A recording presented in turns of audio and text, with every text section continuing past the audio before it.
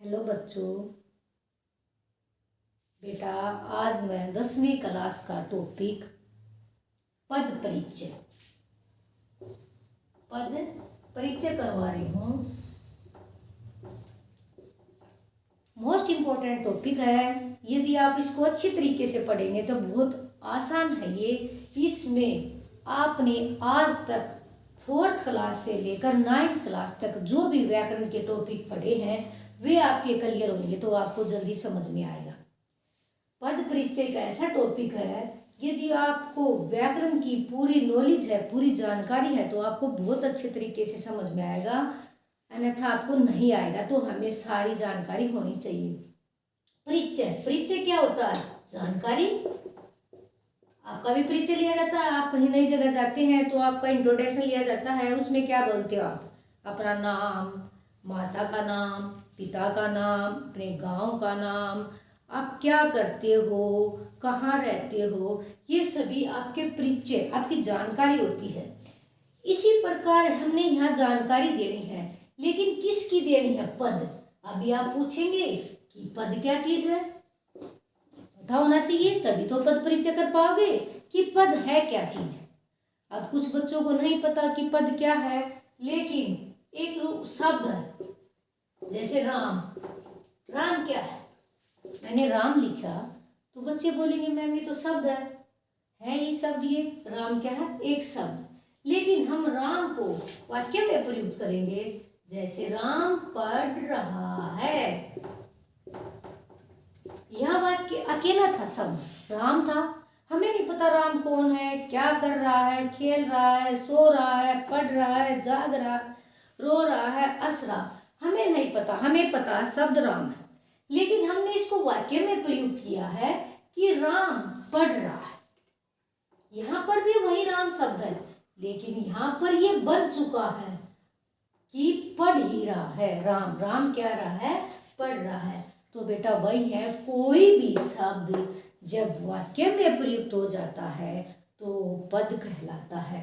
पद की डेफिनेशन, परिभाषा यही है कि कोई भी शब्द स्वतंत्र होता है शब्द वहां, लेकिन यहाँ वाक्य में वो स्वतंत्र नहीं होता। वो खेल नहीं रहा है यार, वो पढ़ रहा है, न वो सो रहा है, न वो रो रहा है, यहाँ पर सिर्फ वो पढ़ रहा है। तो राम यहाँ पर पढ़ने के लिए बन चुका है।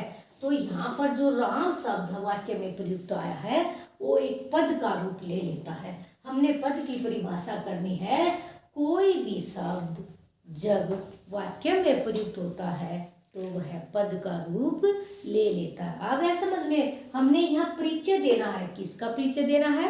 पद परिचय। आपका 10वीं का टॉपिक है, 4 नंबर का आता है ये 10वीं क्लास में, और ये मोस्ट इम्पोर्टेंट है, इजी है, तो हम इसको बहुत अच्छी तरीके से समझेंगे।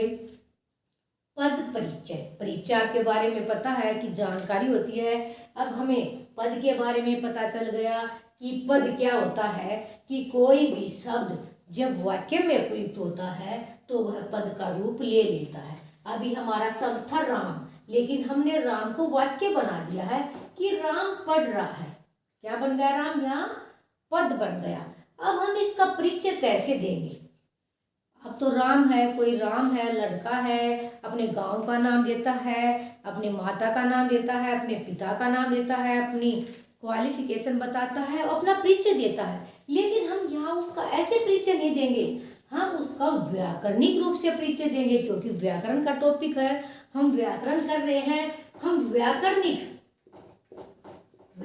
रूप से परिचय देंगे। व्याकरणिक रूप से परिचय क्या होता है? व्याकरण के रूप में वो है क्या चीज? व्याकरण में कितने टॉपिक आते हैं? संज्ञा, सर्वनाम, विशेषण, क्रिया, काल, ये जितने भी आपके टॉपिक आएंगे ये सभी पद परिचय के अंतर्गत आएंगे।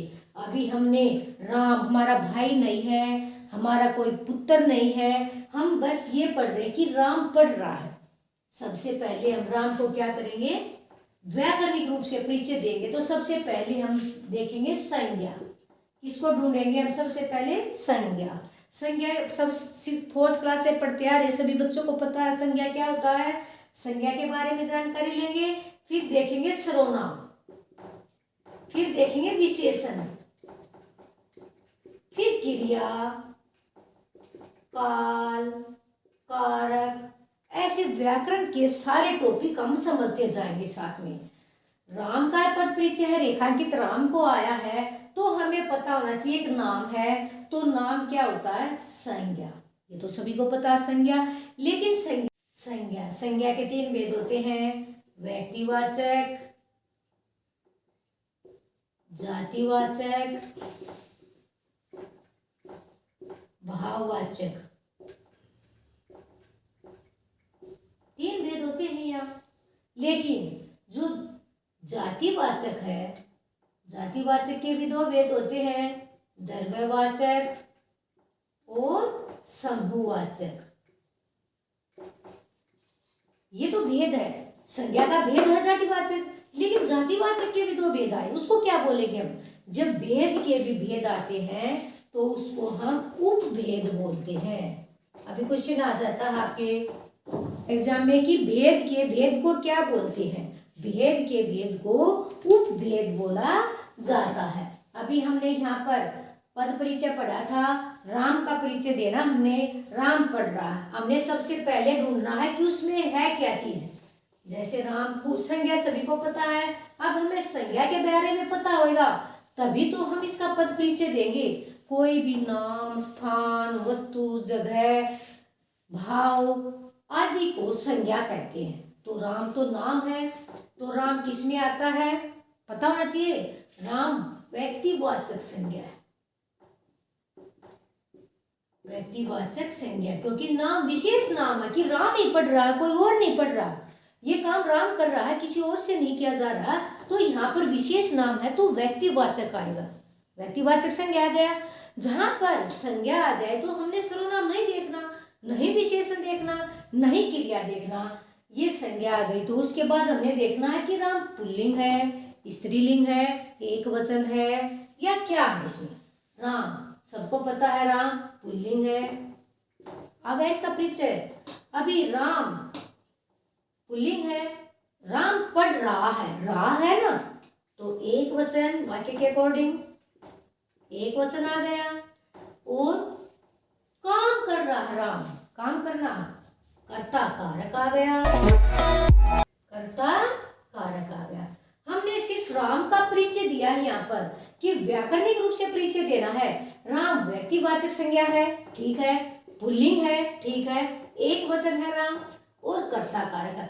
अब हम इस वाक्य में राम का पूर्ण रूप से परिचय दे चुके हैं कि इस वाक्य में राम व्यक्तिवाचक संज्ञा है, पुल्लिंग है, एक वचन है, कर्ता कारक है, व्याकरणिक रूप से परिचय सही है।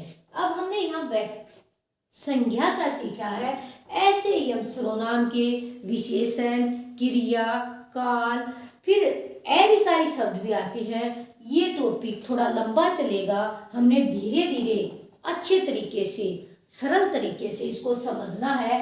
आज सिर्फ हम संज्ञा को सीखेंगे कि व्यक्तिवाचक संज्ञा है, पुल्लिंग है, एक वचन है, कर्ता कारक। राम आ गए यहाँ पर। अभी दूसरा वाक्य देती हूं मैं एक आपको, जैसे लड़के खेल रहे हैं, लड़के खेल रहे हैं, अनुस्वार आएगा। क्यों आएगा अनुस्वार? खेल रहे हैं, क्योंकि यहाँ पर रहा है एक वचन आता है, एक वचन में है आता है, रहे हैं बहुवचन आ गया, बहुवचन में अनुस्वार का प्रयोग होगा। हम रेखांकित करेंगे शब्द को, लड़के को। यहाँ पर आपके एग्जाम में आएगा कि रेखांकित शब्द का पद परिचय कीजिए। खेल रहे हैं का रेखांकित नहीं किया, हमने इसको छोड़ना है, सिर्फ रेखांकित शब्द का परिचय करना है। अब लड़के हैं, लड़के कौन लड़के हैं? कई लड़के हैं, जातियां होती हैं कि लड़के तो बहुत सारे होते हैं। राम भी लड़का है, श्याम भी लड़का है, मोहन भी लड़का है, अजय भी लड़का है, संजय भी लड़का है। तो यहाँ जाति आ गई तो हमें पता होनी चाहिए, लड़के जातिवाचक संज्ञा आ गई, जाति है इसकी, ऐसे पूरा लिखेंगे इसको, जातिवाचक संज्ञा, अकेला जातिवाचक नहीं लिखेंगे, साथ में संज्ञा लिखेंगे। अब ये लड़का एक वचन होता है, लड़के कौन सा आ गया? बहुवचन, बहुवचन। लड़के खेल रहे हैं ना, बहुत सारे लड़के ना यहाँ पर खेल रहे हैं, बहुवचन में आ गया, जातिवाचक संज्ञा आ गया, बहुवचन आ गया। अब काम कौन कर रहे? खेलने का, लड़के, कर्ता कारक आ गया।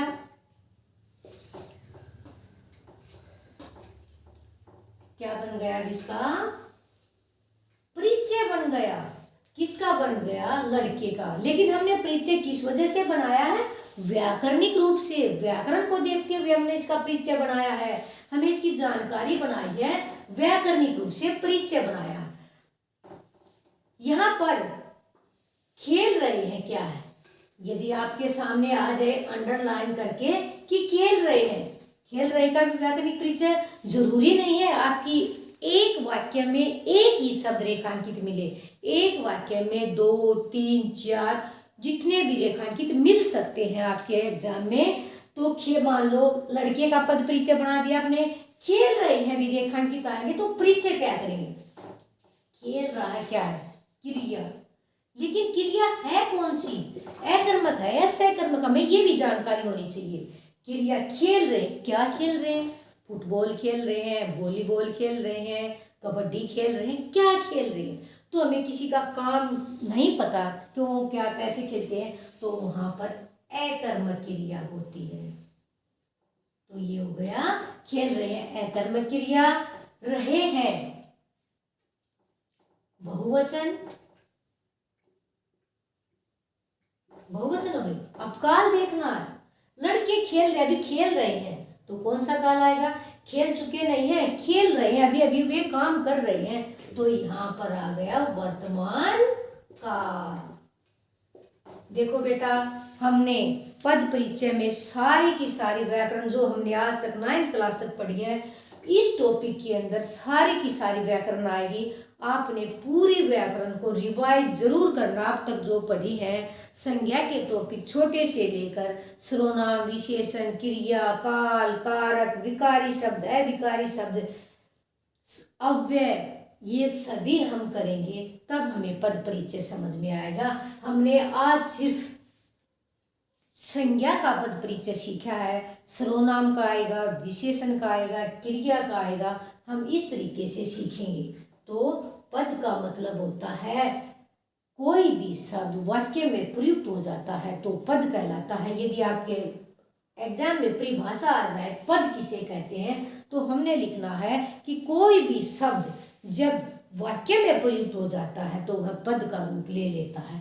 परिचय उसके रूप में, पद परिचय की डेफिनेशन आ जाए तो किसी भी शब्द का हम व्याकरणिक रूप से परिचय देते हैं तो वह पद परिचय कहलाता है।